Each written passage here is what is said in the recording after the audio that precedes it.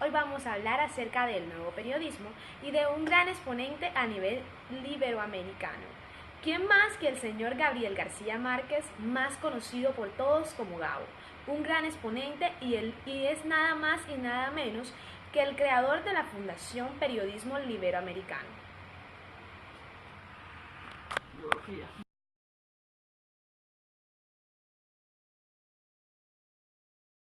Las imágenes son totalmente importantes, ya que con ellas se busca mantener la atención del lector y sumergirlo en una trama psicológica y emocional. El periodismo prescindió de ese lenguaje impersonal utilizado en los diarios e incorporó palabras y léxico del común o de la cotidianidad para así lograr mantener la atención de sus lectores. El periodismo literario es una corriente periodística que nació en los Estados Unidos en la década de los 60, bajo el contexto de cambios políticos, culturales y sociales que se vivían en dicho momento, a raíz de la publicación del libro A Sangre Fría de Truman Capote, una novela de no ficción que combinaba elementos de la literatura y propios de la investigación periodística, más los aportes desde el reportaje por el escritor Guy Tales.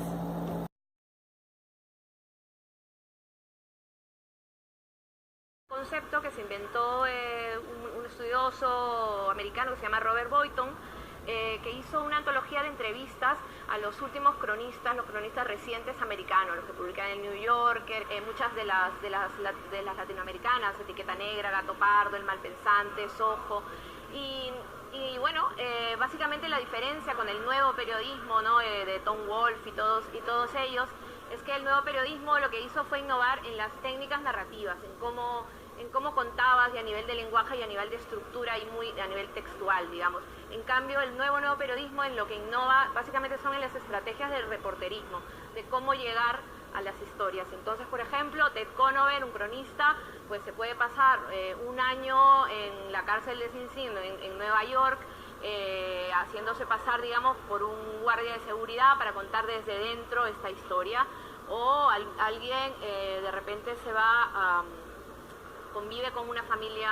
de Brooklyn para ver qué conflictos sociales o raciales ocurren allí. Entonces el tiempo de convivencia, ¿no?, con los personajes cambia, aumenta, de repente la experimentación puede llegar a, yo qué sé, lo que hizo Juan Pablo Meneses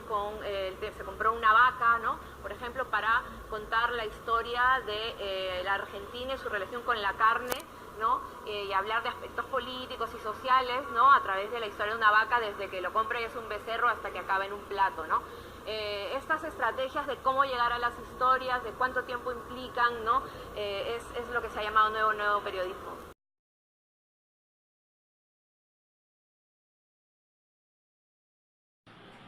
Tal como lo hemos venido diciendo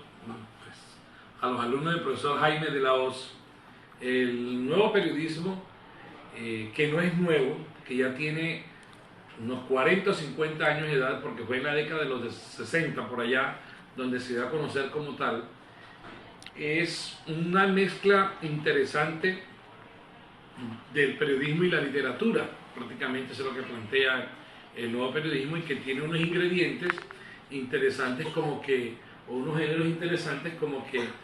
a través de la crónica especialmente como género y el reportaje se dieron a conocer unas historias que en un momento determinado se pensaban que era más literatura que periodismo. Hubo un debate en ese momento, y el debate de hecho todavía existe. Hay historias como Caracas sin agua de Gabriel García Márquez, que todavía es la hora que la gente se pregunta si es más literatura o más periodismo. Y así ha sido. Bueno, hay unas personas como Tom Wolfe, como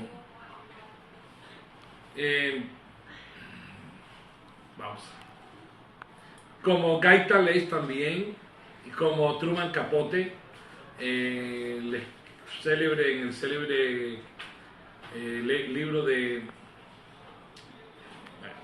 como Guy Tales también, y como Truman Capote en el célebre A Sangre Fría. Hay unos, digamos, gente que se ha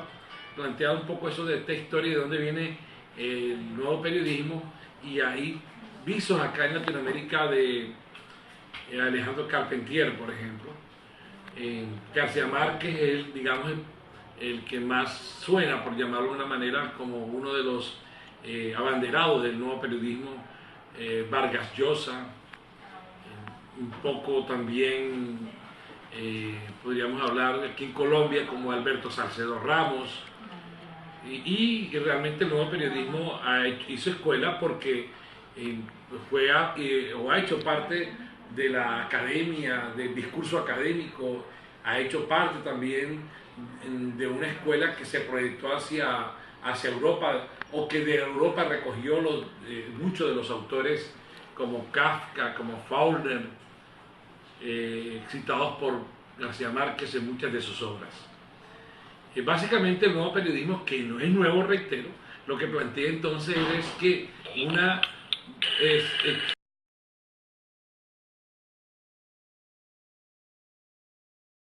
reiteramos que si bien se llama nuevo periodismo, no se trata de que sea nuevo,